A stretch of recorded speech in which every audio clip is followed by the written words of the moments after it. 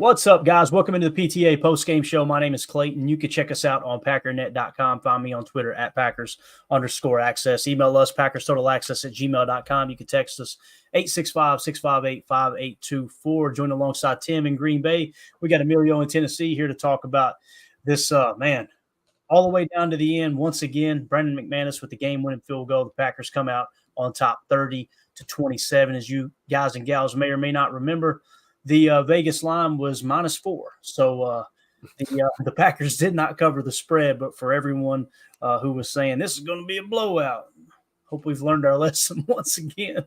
But Vegas, again, man, there's a reason they can afford those tasty little drinks with the pretty umbrellas in them. You know what I'm saying? They know exactly what they're doing with these lines. But first things first, before we get kicked off, go around the horn here.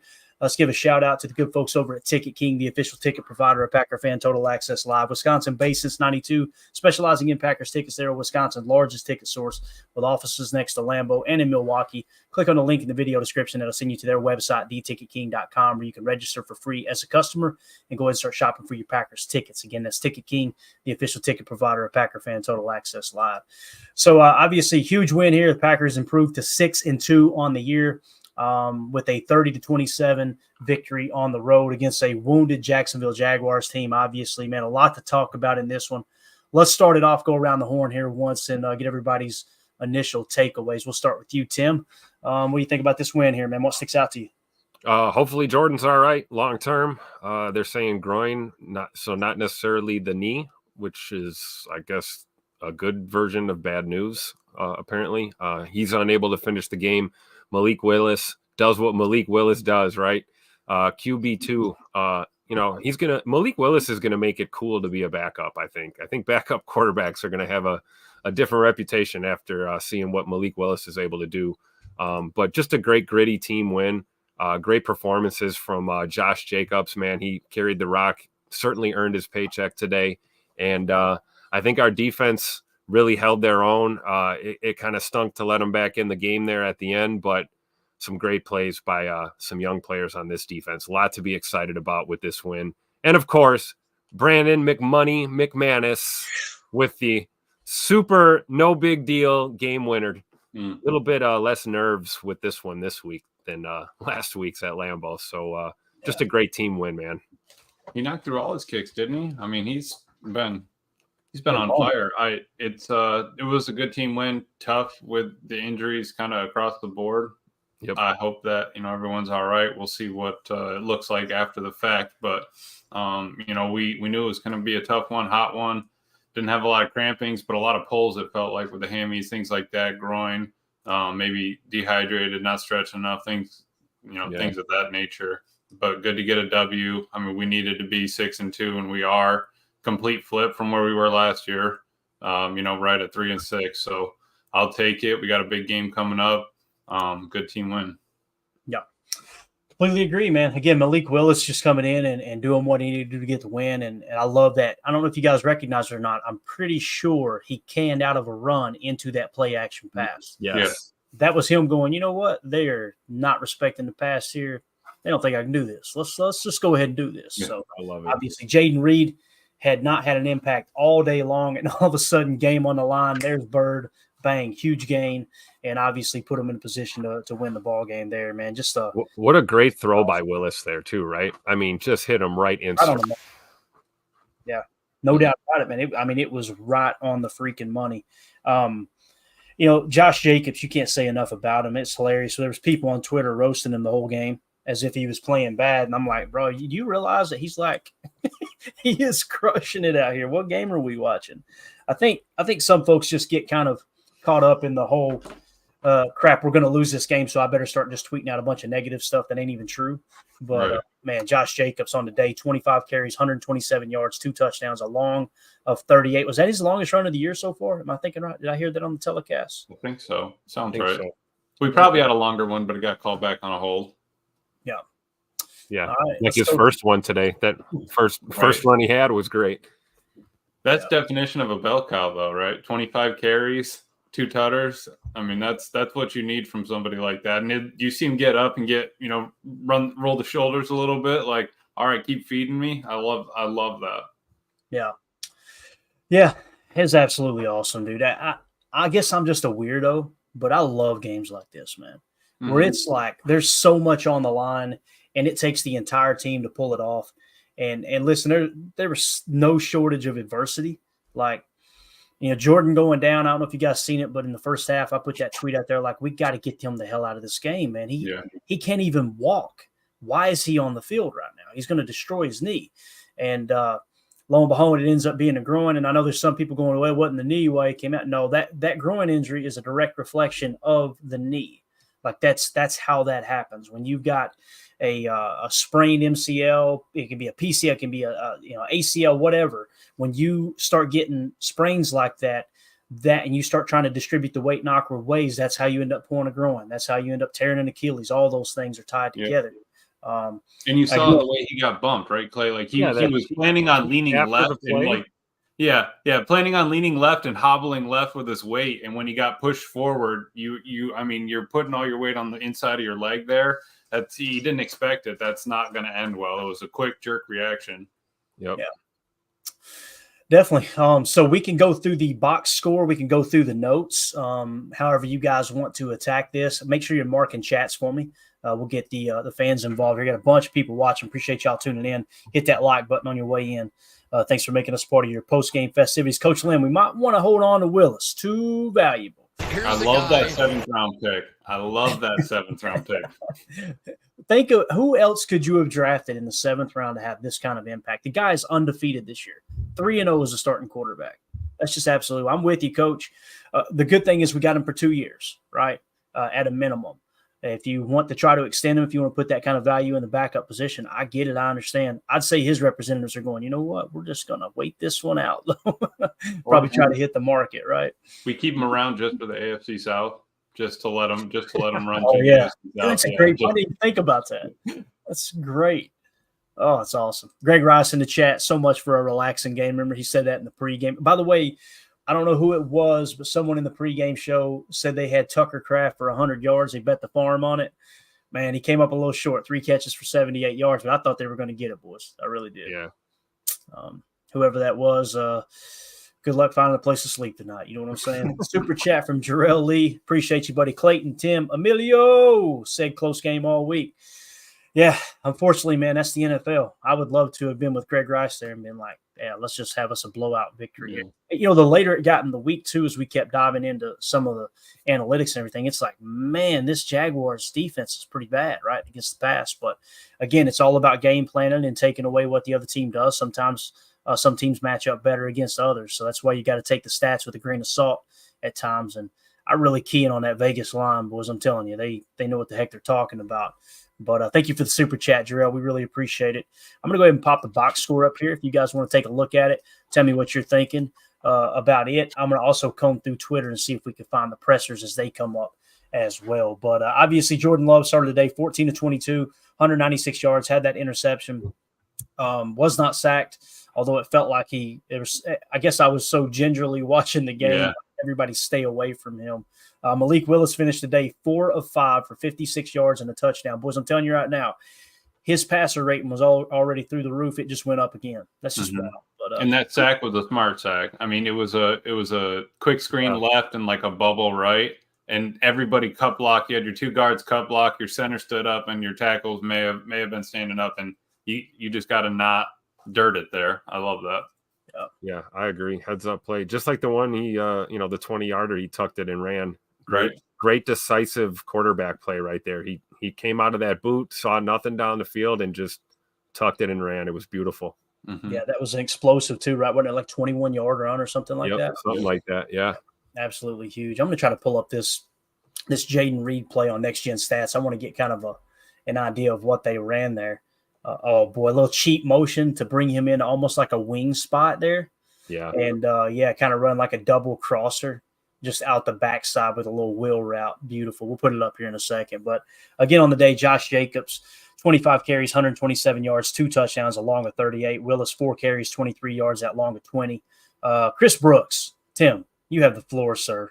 What about that guy there at the end, just playing like a freaking veteran, man? Yeah, I'm over here scrolling through my the production folder looking for my drop. That My bad, man. where's my? There you go. Here's the guy. That's what I was looking for. Yeah, man, nothing like a guy having a pretty wide open shot at his first NFL touchdown, I believe, and taking it for the team, being smart, playing smart football at the end, and just eating it right there, inside the 5-yard line, wherever that was, 3-yard line, and then giving us the ability to basically take a veteran kicker and get him centered, get the ball exactly where he wants it. We'll have to check the tape. We saw a good snap afterwards and a pretty good hold as usual.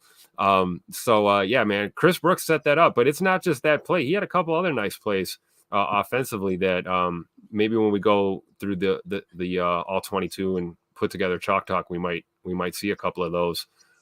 Look good in some of the pass pro sets, blocking as well.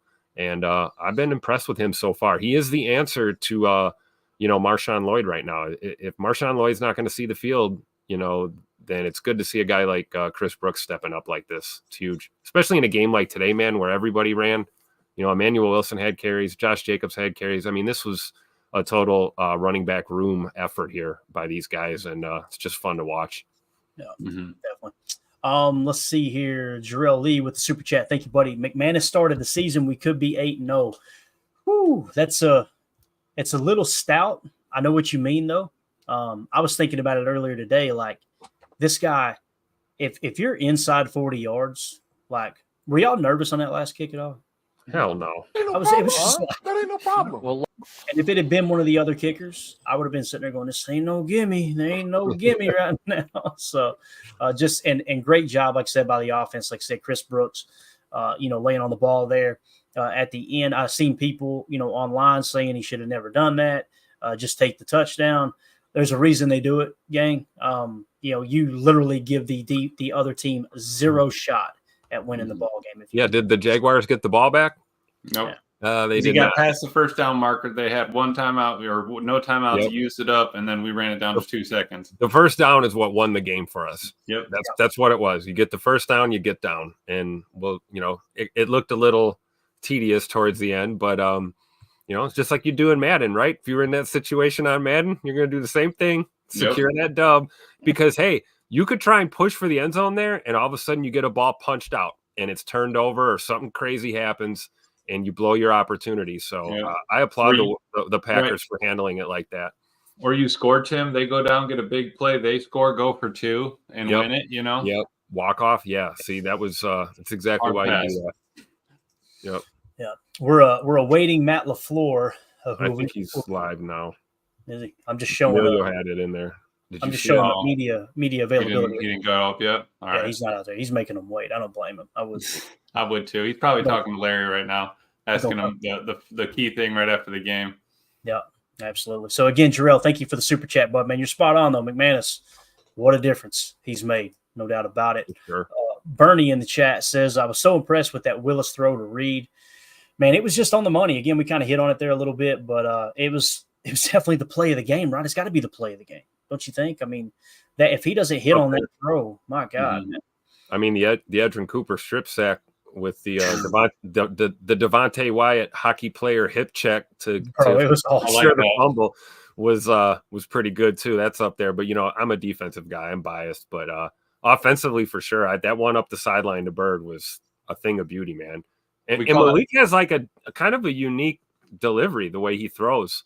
I don't want to call it unorthodox, but he's got his own style the way he throws the deep ball, and it was right on the money, man. It was awesome.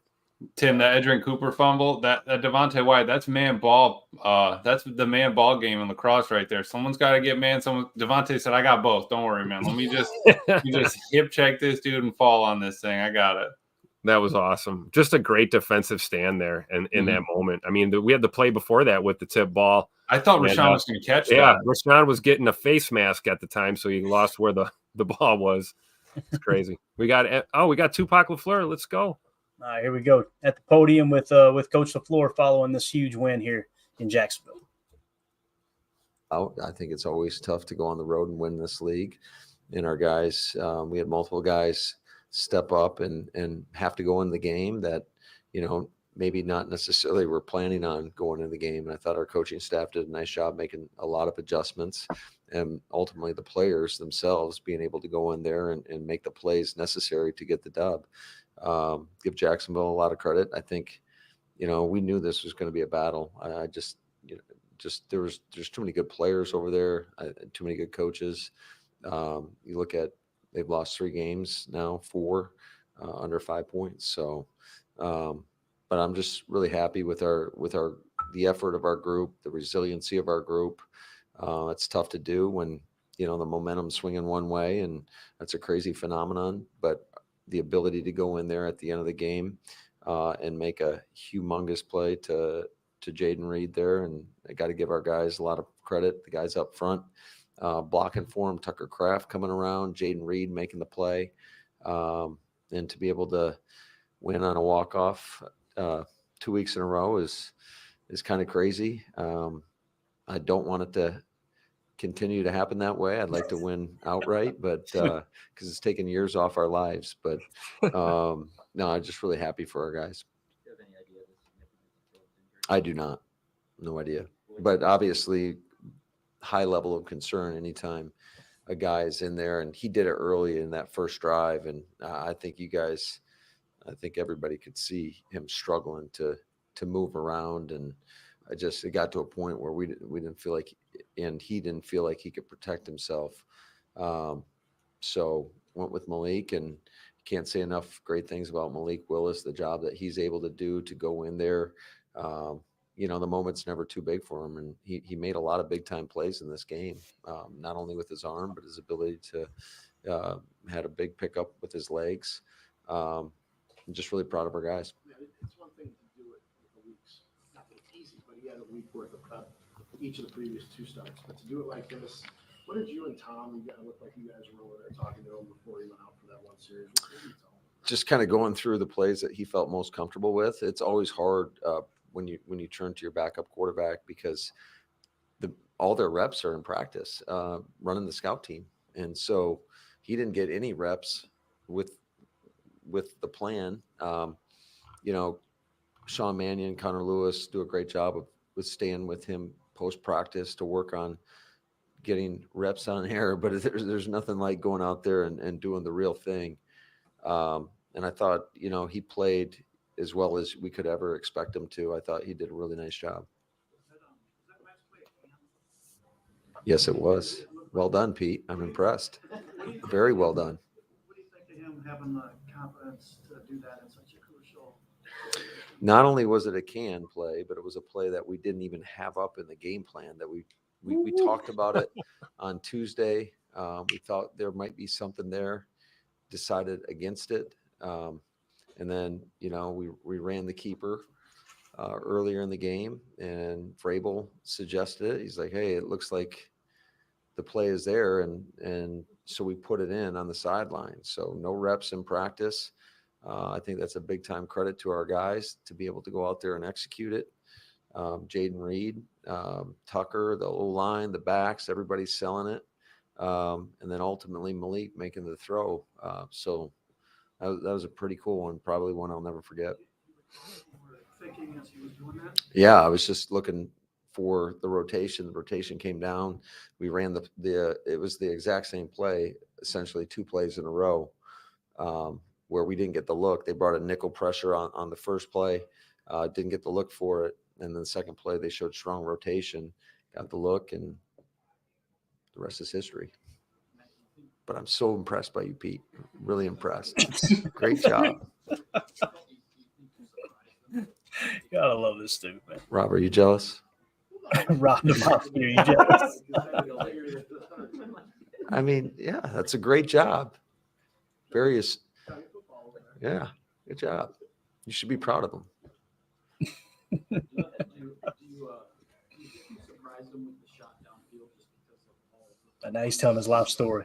Yeah. Let's go. I'm sure they were thinking, like, what the heck are these guys doing? They're going to play for overtime. And I was just hoping that there was going to be strong rotation, and had a pretty good idea. I mean, with the amount of single safety they were playing throughout the course of the game, that there was a chance that we could get it. And we got it. All right. So obviously there was Matt LaFleur. We may go back to the podium here in a minute if Malik Willis or I can't imagine Jordan Love is going to be doing a presser today. He's probably already getting a little bit of treatment and all that good stuff, I would imagine. So it'd be cool to hear from Malik Willis. That'd be awesome. So let's see. What's that? Go ahead, Clay. No, go ahead. Go ahead, Clay. I was just going to go to the chat. What do you got, man? No, I was just going to say I like what Coach said about Malik Willis coming in. And, I mean, let's be real. This is our first experience with him in a true backup capacity. You know, he had 2 starts that he prepped for, that he was able to, like Matt was saying, had game planned installed. Today, he had to kind of fly by the seat of his pants. They kind of winged it, and it worked out. It just shows how great of a player and how valuable he is to our team in this situation. So big props to Malik Willis, man. Yeah, and that when you were texting us, Clay, that about getting Love out of there, the only thing that was holding me up was if he thinks he's good enough, they want to keep running the game plan with Love. And Matt said it there. It's just switching up some of the plays. Not that Malik can't run them. It's just that, he's more of, underneath kind of thing. They have a different script for him. So maybe they wanted to stay on Love's a little longer. But again, I think what the key play was Malik running for that scramble, then running that read option to Jacobs, being able to just have that DN bite and hold him for a second for the threat of the run was absolutely key. Yeah. And you've seen a little bit of the RPR too, like with the throw to Tucker Kraft, the fake read option. It was basically it was an RP. I'm thinking there was an RPO on the left. I could be wrong, but nonetheless, it was an RPR run pass run option where it's you can throw the pass right out of the gate. You can run the zone read, which becomes a read option, right? And then you've got a pass on the backside too. So it was like a fake read option, swing it out to Tucker. Tucker sold that thing like a Kirby vacuum cleaner too. Mm-hmm. It was just the way he bounced back like he got blew up, and it's I'm just over here in the flat. Touchdown. Just Matt was in his bag, no doubt. So someone asked here, and Jarrell, thank you for the super chat. I see you, buddy. We're going to get to it next. Greg Ross says, someone please explain delay of game on the defense. They described it. They described it on the telecast. Do you guys remember what they said? Because it's real fuzzy for me. So in a nutshell, I guess this is a newer rule last couple of years. So, and it has to do with the line shifting. So when they're in the field goal formation, once you're down and you're set, if you watch that play, you'll see the left side of their line kind of do a double shift. Like 2 or 3 guys just kind of shift it over into their different gaps. And that by rule is illegal, and it's flagged, and it's considered a delay of game. Right. Not a football move. It wasn't you weren't engaging. Everybody shifted left to try to catch him like on a false start or something. Yep. So it's by rule, it's classified as delay a game on the defense. Because that was my reaction at first. Was like, how does defense even get a delay a game other than doing something crazy to impede play from progressing? But it's one of those by rule technical definitions, I guess. So yeah, that was that was awesome. You know what that could have been? Could have been Rich watching tape all week and saying, "Hey, they've been doing this shift. I need you to keep an eye on this. Like they've been getting away with it. I know the NFL's been trying to stop it. Can you please look out for this, Mr. Official? Mr. Official, please, sir." Yep. And it could be telling your long snapper too, if you see that, snap the ball immediately. Make that movement happen. Maybe we can get a flag. And today it paid off. Let's see here. Jarrell Lee with the super chat. Jags ferocious moving the ball against elite D. I think he's talking about moving the ball against our D, right? Yeah. Is that the way you guys taking that? That's the thing too. This defense has been since day one listen, we're going to take the freaking ball away. That's what we're going to do. That's how we're going to win with this defense. It's not been we're going to shut the run down. It's not been we're going to shut the pass down. It's we're willing to give up big plays, but you're going to make mistakes, and we're going to make you pay for those mistakes. Xavier McKinney with his 6th interception of the year leads the NFL to the best of my knowledge. And then, of course, the Edgerrin Cooper stripped back, like Tim was saying, Devontae Wyatt throwing that. In my notes, I put Edgerrin Cooper strip sack, Wyatt hits lineman, and recovers. Like the way he did it was just absolutely awesome. And like get your big ass out of the way. I need this football right here. I love it, man. You talk about get off the bus guys, right? Right. Devontae Wyatt all day. That's who I'm getting into a bar fight with right there. I'll grab Devontae Wyatt and TJ Slayton. Let's go.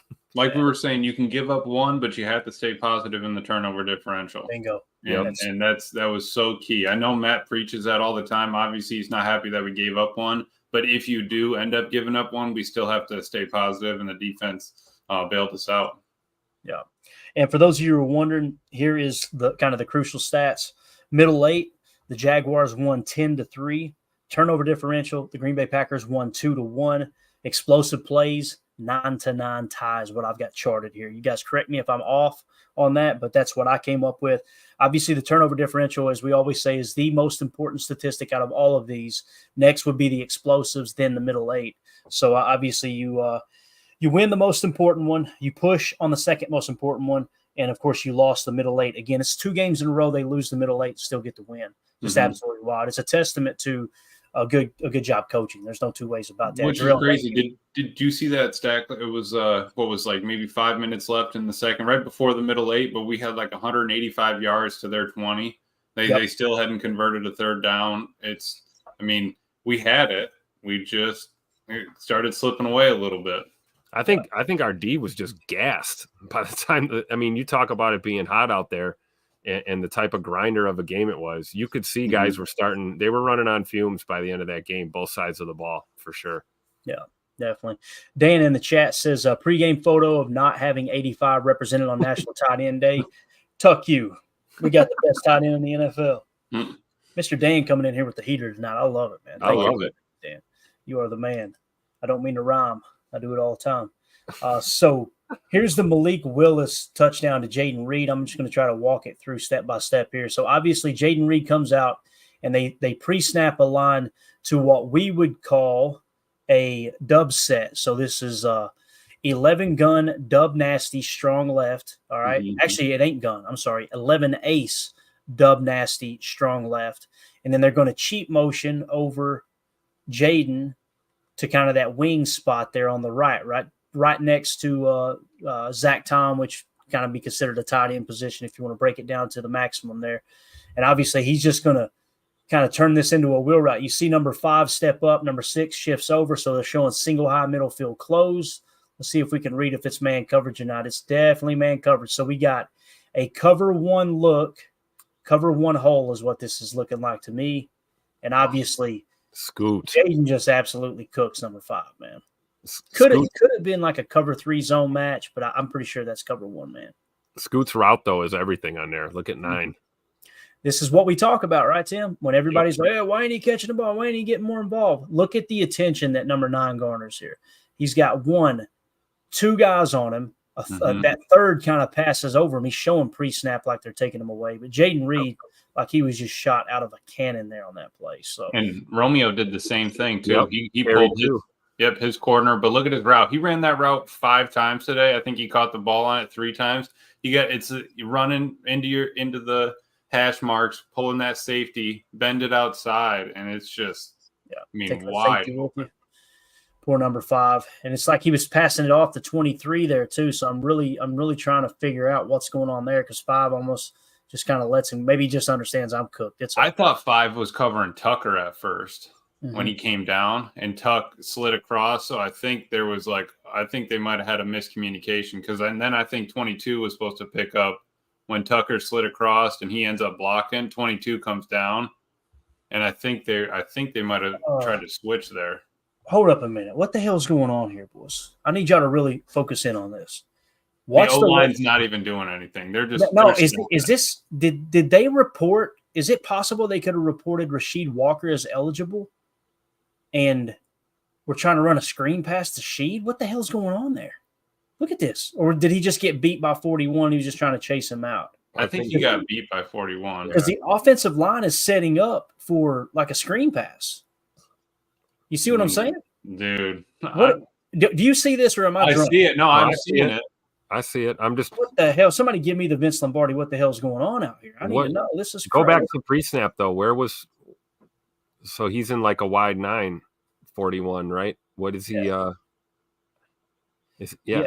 we got to focus it. Well, we'll watch it on the tape, but I can't wait to see these linemen over there looking at each other off to the side. Like, what was the play call? Is that what happened? Did the O-line run block on a pass play? Is that what we just saw? I don't think that's run blocking because they're not blocking anybody. And look at our boy Sean Ryan, how far out he gets. He's just like a no man's land. So they definitely canned on this play. So maybe they canned out of a screen and those linemen didn't get the can. Maybe that could be it. I don't know. I'm trying to. This makes no sense at all. But it looks like a screen pass was going to Rasheed Walker on the next gen stats. Could you imagine? You think he picks up the first down if we threw it to him? Oh, you kidding me? Yeah, I mean he would still be running, but yeah, we pick up the first down. He'd have Elton Jenkins, Josh Myers, and Sean Ryan out in front blocking for him though. Yeah. And poor Zach Tom. What is that? The whole Zach Tom went to go get a crack. burrito or something. He took a break. You know what? You know what it looks like now that we kind of look at it here. This is split flow, isn't it, Emilio? That's what I was thinking. I think they were really trying to sell the run, but they only end up bringing 2. I mean, Zach Tom and Tucker Kraft are the only 2 people blocking anyone that's rushing Malik right now. What a fun play, dude. It probably wasn't supposed to go like that, but still, nonetheless, man, that's a fun play. So, obviously, that was, I think, the play of the game for me personally. I don't know how you guys feel, but just Malik Willis canning out of the run and going to the pass. I'm assuming he canned out of a run. He could have been canning out of another pass to get into that pass, right? J. Cole says, LOL, I saw that, Clayton. That's the first time I noticed it. I never realized that there was 3 offensive linemen over there trying to get a hot dog on the sideline while the play was going in the opposite direction. Just absolutely wild. Let's see. What was that? Well, I hope we didn't get hit with a copyright there. Some music playing, and I'll show you why. Oh, my gosh. Where do you see this? This show is completely off the rails. I don't care, though. Look, so there was music playing in the background. I didn't know why, but look, Packers just tweeted that out. For those of you on the pod, they're just showing sunglasses falling over Malik Willis's eyes here. So you got to love it, man. They've been got him at the podium, right? Oh, let's do it. Here we go. Malik Willis at the podium. Let's get it. What did you see, and did you have any qualms about? It's coming. Be patient. No, we try to just take it one play at a time, and we were looking for this certain look, and we didn't get it the first time. Actually, we ran it twice, and we just ran the first play, and then we ran it again, and we got the look we were looking for, and we just came right into it. It was perfect. You love to see it. Is that the guy you expect to play on that now? It's a mix. You got different looks. You try to, read it true, and I feel like Jay Reed popped open, and I'm glad we got it to him. I know you're obviously always ready to go in. You're kind of on even more high alert just when you saw Jordan kind of looking around.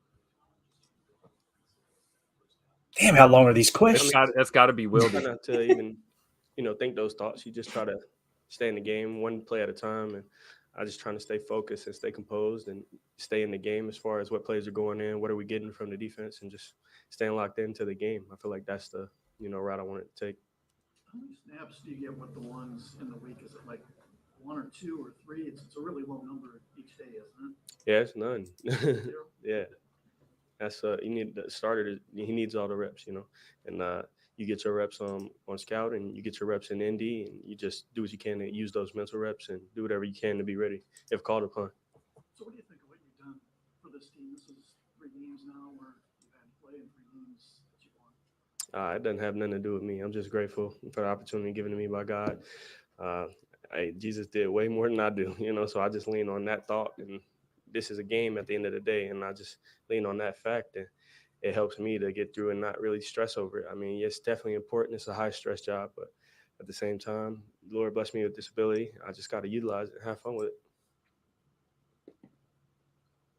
How do you not love this dude, man? Malik Willis for president 2028. Let's go. You can take off. Do you think that helps the run game, the threat that you might keep the ball and go around in? I'm not sure. We have to look at the film and check it out and see if it worked. But more than anything, I just try to take what they give us when given the opportunity. If not, try to open up holes for those guys, carrying out fakes and whatnot, just doing all the things that take no talent. Malik, obviously, when they score and tie up the game, you're getting the ball back with a buck 40, whatever on the clock.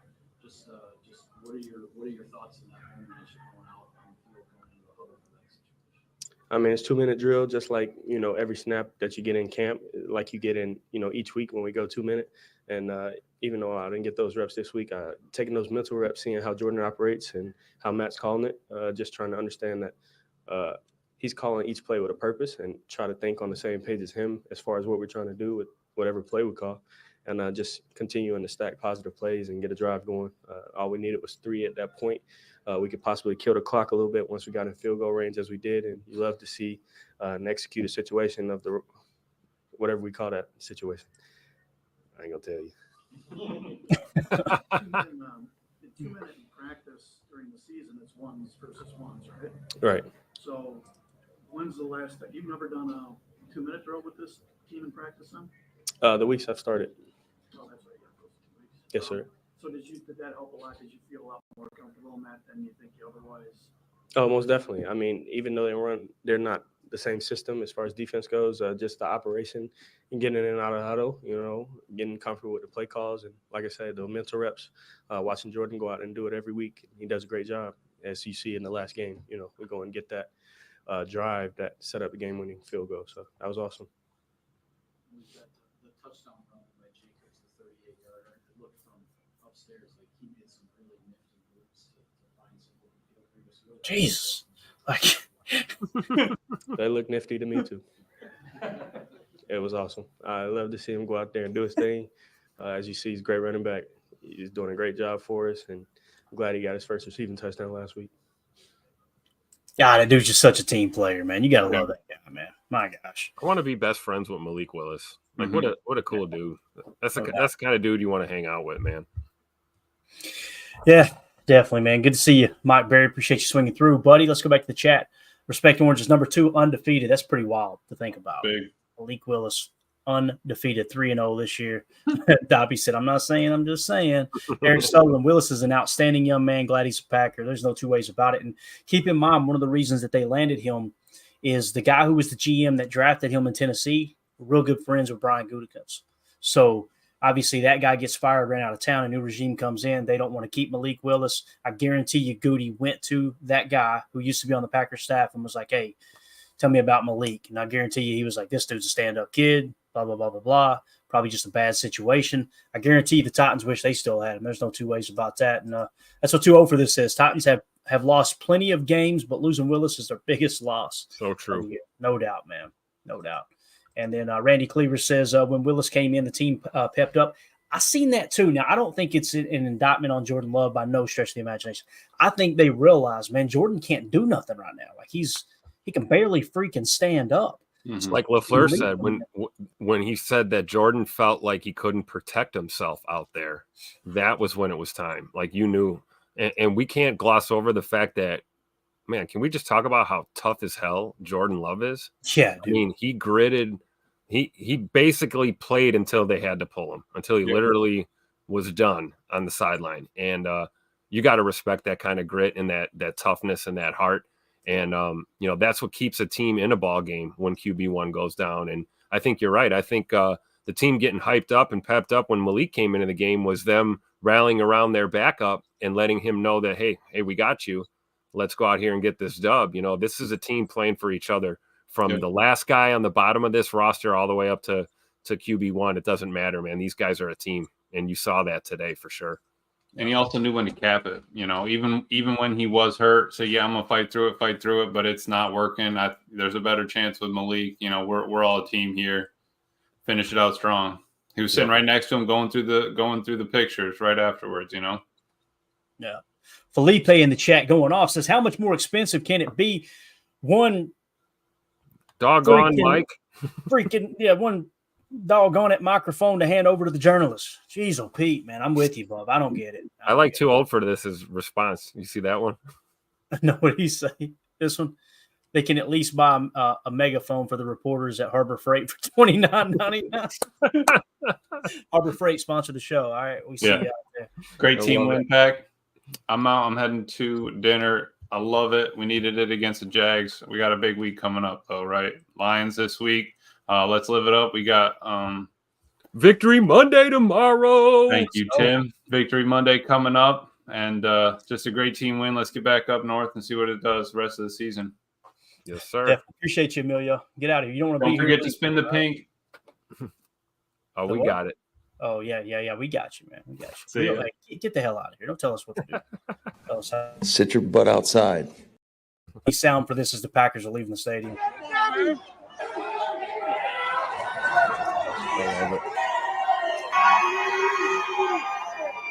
Yeah, Devontae. There's my dude. Like Carrington say. We need that drop. We need that quick video cut just to randomly pop up on the show. Oh, I love it. Get that one in the Scoot, pocket look at there. Scoot. Yeah. Big game for him today, man. Under the radar, huge game. Had a couple of just absolute monster grabs, including another hospital ball that he took a shot on a looked like he was running a crosser or something. But great run block on that Josh Jacobs touchdown. Man, you got to give Scoot his props in this game. I mean, I don't know what's going to show up on the PFF grades and the stat sheets or whatever, but Christian Watson was instrumental in this win today. Yeah, and I'm trying to think. There was a play where Christian Watson had a huge block down the field. Was it the Josh Jacobs touchdown? Yeah. Yeah. And again, you just kind of toward the back end of the play, you see him just kind of wall off, body off the guy. But before that, my man had him locked down, dude. Like that's what Scoot does, man. So glad he's a Green Bay Packer.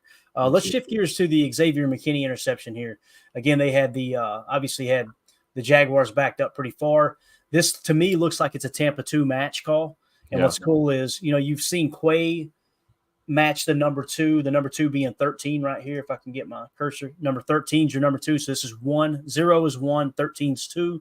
So if the 2 goes vert, that means whoever's got Tampa 2 responsibilities, that turns into man coverage down the seam. Okay. So essentially you've got 2 deep halves in zone coverage. Everyone's dropping underneath. And if the 2 goes vert, then the linebacker who has the Tampa responsibilities will run vertical with him. That was Eric Wilson on this play. So on this play here specifically, you've actually got Eric Wilson and Isaiah McDuffie on the field. And watch Wilson just flip his hips and run with this Tampa 2. And again, this is Xavier McKinney interception. So look at him, just flip his hips and go. Yep. Great job keeping up, took that window away. And then the beautiful thing about this would be technically invert Tampa 2 because you've got our boy McKinney playing so far up. He's kind of playing that spur safety in the box, number 29. So he's got deep half responsibilities. And right here, he's 5 yards from the line of scrimmage. Yeah. He's just going to turn and go. He knows he's got the seam covered, gets eyes on the QB, just pick the ball off. Yeah, really. All he had to do was sit down and, keep his eyes on the quarterback. He was kind of, it's like a 2-for-1. And you're right. It's all Eric Wilson here holding that coverage, which is what kind of, I don't want to say he rerouted. Was that Kirk 13? I don't know if he rerouted him, but the coverage was so good that, X just had to sit down. It was beautiful. If this is a normal cover 2 call here, then that means that Eric Wilson and McDuffie are just sitting in curl hooks, right? Right. So if they're sitting in a curl hook right there, they're just covering the middle. The ball is going to go down the seam. So I guarantee you this play action, that is what Trevor Lawrence is looking at. Like, okay, let's hammer the seam. Then when he sees 45 flip his hips, crap, I got to go the opposite direction with this ball. And look who's bearing down on him too, by the way. Look at Kenny beating a double team and Devontae Wyatt pressing the outside. They ran a little TE stunt on the outside. Wyatt comes free. You got kind of our boy LVN kind of engaging, allowing Kenny to penetrate, and then he's going to get back over and protect this rushing lane outside is what you'll see with LVN. Same thing with JJ and Agbari, 55, occupying a blocker. Devontae Wyatt able to sneak in there. Yep. Beautiful. Definitely. Just a great play call. Again, man, Tampa 2 just keeps popping up, and here's another play where zone defense gets the interception. We've been charting that all year long. I think it's 7-2 right now on interceptions. This will make it 8-2 after today. That you've got 8 zone coverages forcing interceptions and only 2 man coverage calls forcing interceptions. So I think it's important to kind of keep our finger on the pulse with that type of stuff for sure. I'm going to check back with the Packers again. I want to hear the locker room and when it comes available, if it does. I don't see anything yet, though, so might be a little bit. So let's go back to the box score, Tim. That's cool with you. Keep an eye on the – you got anything marked in the chat you want to hit on real quick? Yeah, I thought this was pretty interesting here. We got IROC in the chat. First undefeated October for the Packers in a while. Holy cow. So, yeah, we are 4-0 in October. I didn't even think about that, man. That's pretty wild there. Pretty and good. Again, you're in that 12 to 13 win range now, right? I mean, you're 8 games in, and this is the blueprint for winning 12 games, right? Just go 3. My 14-3 still on the table. Hey, no doubt about it. No doubt about it, man. It's just crazy too, because if you were to say, hey, you're going to miss your starting quarterback for 3 games this year, you're probably going, 9 to 10 wins at most. Yeah, right? yeah. And here we are winning all 3 without J-Lo. That's just wild to think about and how this team rallied together and got the freaking job done. But, yeah, great pull there, IROC. Appreciate you putting that up there, man. So, again, we already talked about the running backs. Let's go down to the receivers. Tucker Kraft on National Tight End Day leads the Packers with 3 catches for 78 yards. He only targeted 3 times, caught 3 for 78 yards and a touchdown. We had a guy in the YouTube comments said the Tucker Kraft yak is misleading because that 166-yard play, if you take that away, then he's just average at yak. Well, we'll take that one away, and now you got you a 67-yarder this year or this game. So it's like, why would you take it away? Is it not yards after? Like, why would that not count? Listen. He caught a ball in the flat and ran it 60 yards down the field. We don't count that one. That's literally the definition of yak. You can't count that. That's just crazy. And I don't understand it, man. Yeah. It's hilarious. But anyway, Tucker Kraft, 3 catches for 78 yards and a touchdown, long as 67 on 3 targets. Romeo Doubs was targeted 6 times, had 3 catches for 72 yards. Also in the notes, there was a penalty that our boy Romeo Doubs forced too. Yes. And it was a long penalty too. Where's it at here? I know I charted. I know I put it down. It was a PI.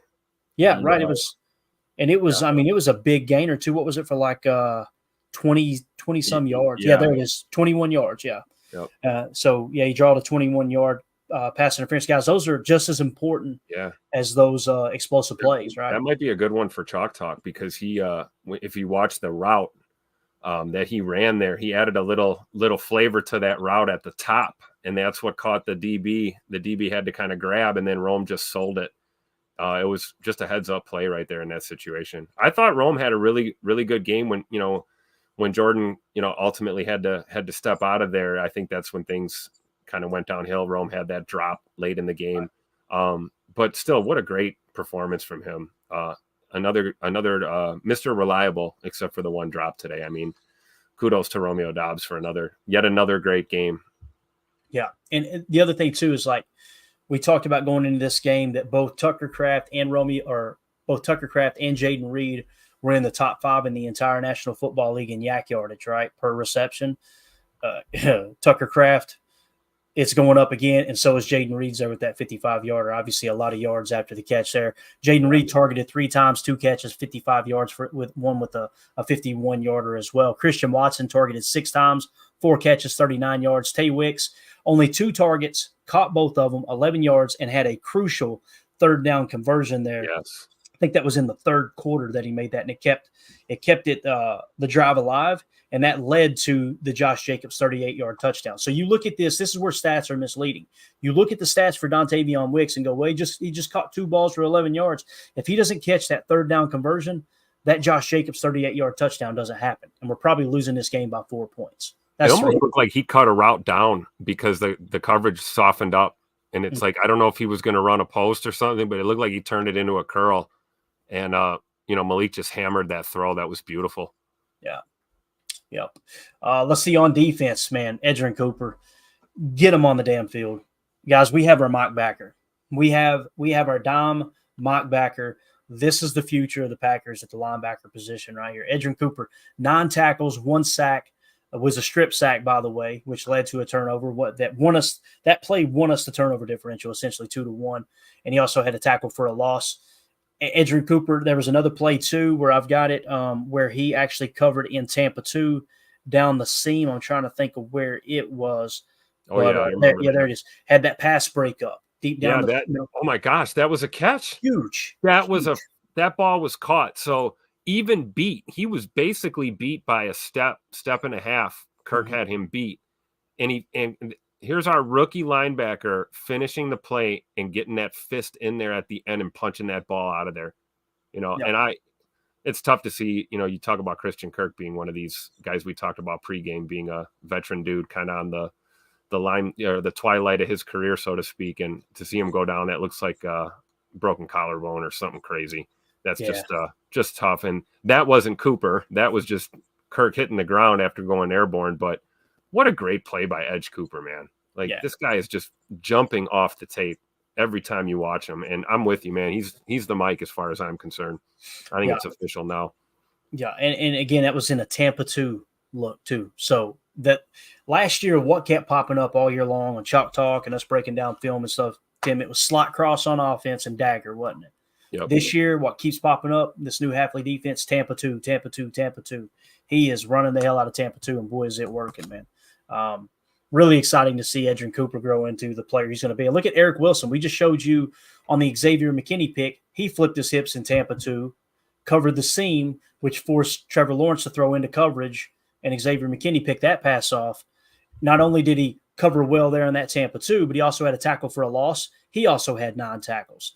So, I mean, it's Eric Wilson and Edgerrin Cooper, man. Keep them on the field. Keep them on the field too otherwise. Isaiah McDuffie obviously had 8 tackles as well. Pretty good game there. Xavier McKinney, 6 tackles plus the interception. Javon Bullard, 5 tackles. But Bullard, once Evan Williams went out with the injury. Was it a groin injury too, Tim? Am I thinking right? Hamstring, I think they said for Williams. Yeah. So, I felt like Bullard looked a little better once he get back in the safety spot there next to X. And then they moved Key back into the slot, right? Is that what they did? I'm assuming they did because they pointed out they had Carrington Ballantyne on the outside, right? I think that's how that played out. I think it was him and Stokes kind of split reps on the outside. Yeah. Which is what they were doing before they moved Bullard to the slot. But yeah, Bullard had a rough day. I'm expecting a really bad grade for him. Yeah, coverage for sure was bad. Yeah, definitely.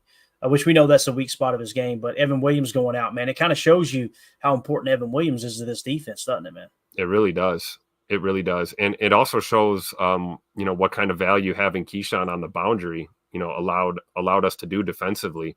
I think Hafley's hands were a little bit more tied, having to kind of, you got Stokes and Valentine splitting reps, and then you've got Bullard back in the, playing back in the secondary, kind of changes the dynamic of, what you had planned on calling. And I sent you a text in our little group chat during the game. I said, man, Hafley's just launching every rocket he has on that call sheet towards the end. And it was kind of tough to watch because it wasn't working. We were still getting dog walked down the field, and they scored a touchdown. But luckily this team found a way to make plays when they needed to down the stretch, and we got the dub. But I'm just excited about this defense. I think Bullard is going to prove to be a very valuable player on this defense going forward, but he's going to need time to develop his coverage skills if we want to use him in the slot as regular as it seems to be like we want to use him. And maybe that's just a way that we needed to get Evan Williams onto the field, right? That was just the first kind of reaction is I'll put Bull down in the slot. Well, maybe we got to put Bullard somewhere else, or maybe Bullard has to be in that number 2 safety spot, and we've got to find maybe Evan Williams can play the slot. Who knows? I mean, having too much talent is a good problem, right? Yeah, no, it is, man. It is for sure. And with Bullard, it may take time for him to pick it up at this next level, right? Yep. In the meantime, though, you got Evan to fill in back there, and obviously he's going to be your starting safety, and you mix and match Bullard where you need to. But just the fact that you got out with another win here is wild, man. It really is, because again, the turnover differential is the most important thing, but losing the middle 8 and then pushing on the explosives, it's huge, man, that you can win these kind of games. It's just battle tested. Every week we see them win a game a different way. You know what I mean? Like today you had to win it with the backup quarterback in, and you had to lean on Josh Jacobs. And when they took Josh Jacobs away, you needed Malik Willis to make one play, and that's exactly what he did, man. So, really exciting for the future for sure. Keyshawn Nixon had 4 tackles. LVN had 3 tackles, 1 for a loss on that run stuff. I remember seeing that. Kenny Clark with 3 tackles. Let's see. Evan Williams ended up with 2 tackles before he got taken out of the game. I seen Rashawn Gary, if I remember correctly, 5 pressures, might have been 4. 1 was iffy, but I'm thinking he finished today at 5 pressures. So he continues to lead the Packers in pressures. I'm going to show this play real quick too. This was the Eric Wilson sack, just to kind of understand, all right, exactly what happened on this play. It was once again one of those middle linebacker twists. So you see they're running a delay blitz here, okay? And they wait till the last second to mug it up. Now we're going to mug the A-gap, they being 45 and 56, which is Edgerrin Cooper and our boy Edgerrin Cooper and Eric Wilson. So what's going to happen is Edge is going to cross over the face of the center and take the blockers, and he's going to try to sneak out the backside and play contain. And the reason he's going to try to play contain to the left because Rashawn Gary's pinning his ears back, and he's going to actually go after the quarterback on this play. Same thing with, I think it's Enigbare or maybe even LVN. But nonetheless, they're going to run that twist in the middle, and then you see LVN and Enigbare collapse the pocket. But look at Gary get back here. And you see, I mean, that there's probably 3 players that qualify on Next Gen Stats as having a pressure on that play. But again, Edgerrin Cooper being the selfless player and freeing it up for Eric Wilson to get another sack. Man, that's 2 weeks in a row with a sack for Eric Wilson. That's wild. And that's just amazing how the team effort there up front just collapsed that pocket immediately. I mean, the pocket didn't really even develop. I mean, that's just insane. And it's just that double A-gap mug.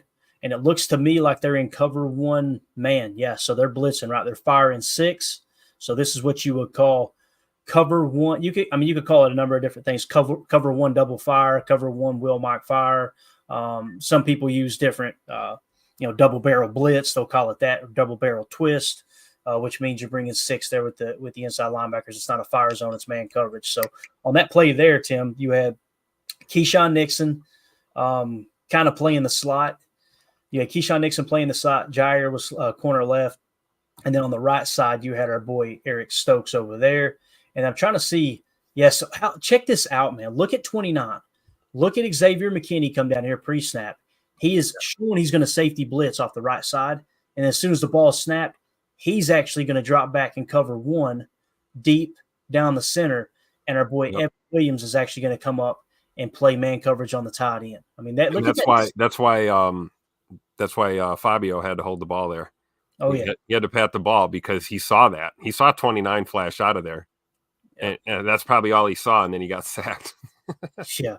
And Eric Wilson closed quick, too, man. What a great play call there from Jeff Hafley once again. Just absolutely awesome. So we're going to cover all this extensively on Tuesday for Chalk Talk. Obviously, tomorrow will be a Victory Monday. Really excited about that. It's my highlight.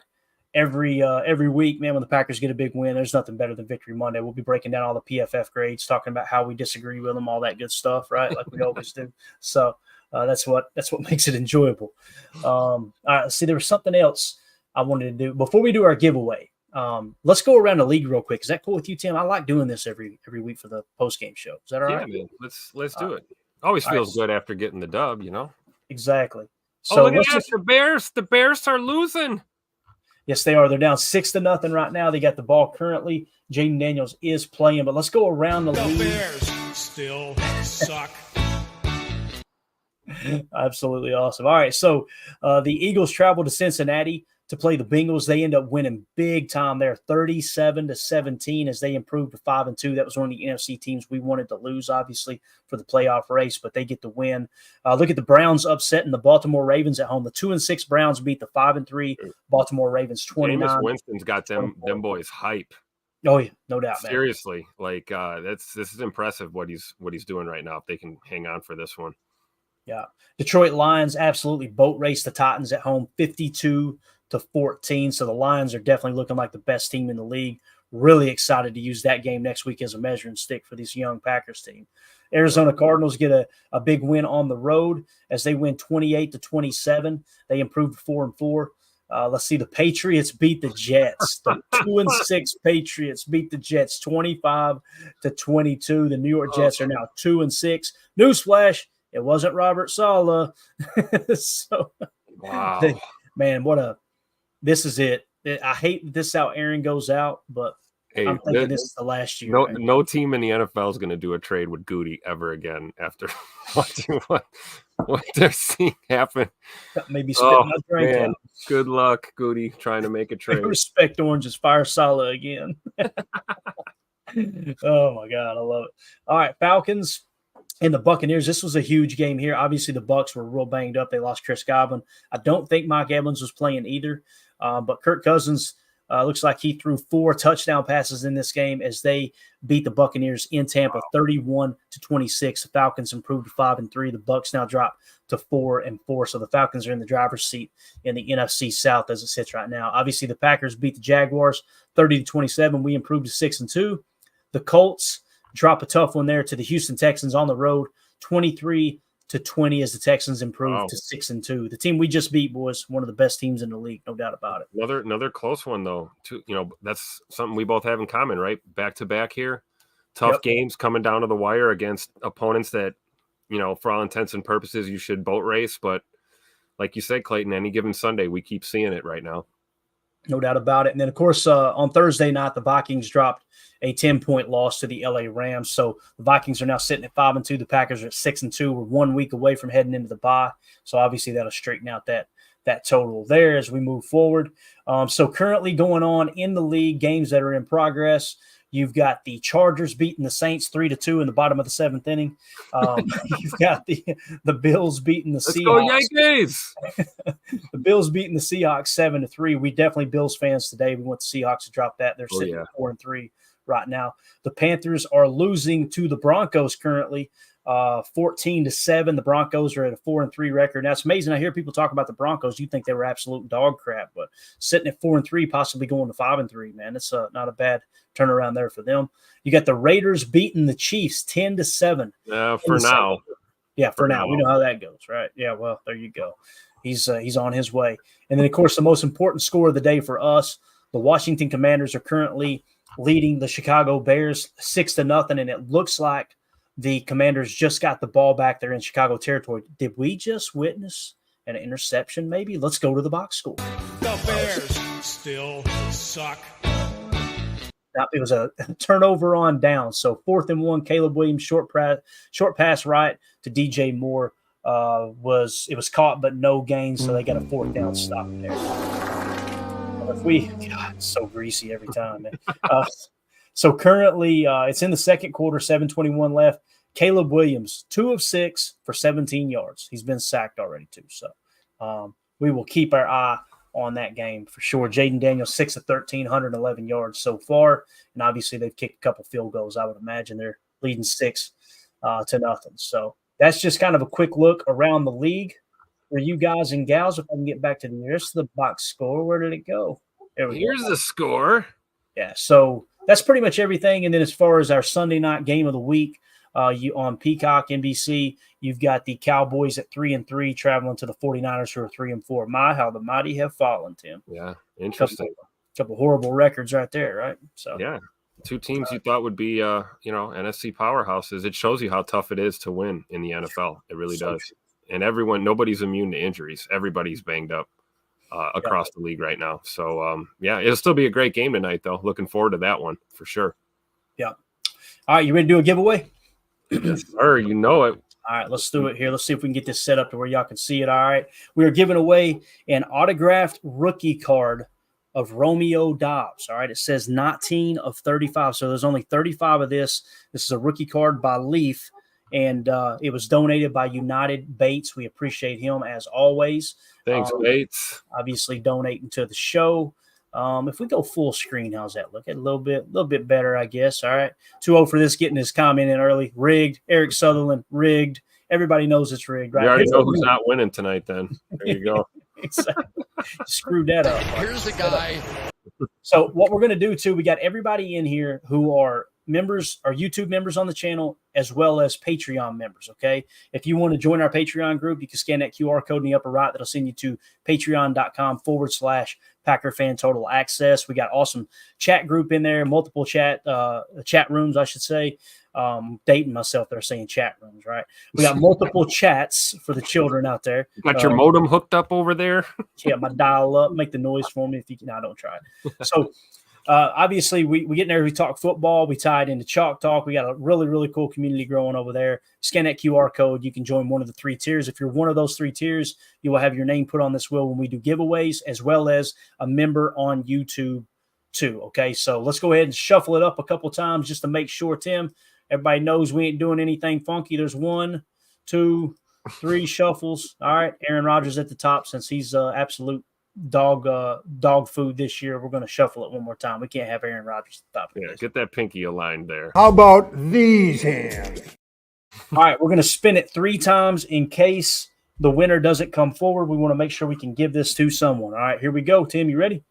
Yes, sir. Big money, no whammy. Let's go. Big money, no whammy. Big money, no whammy. And the winner of the autographed rookie card, Romeo Doubs, is Michael Herman. Michael Herman.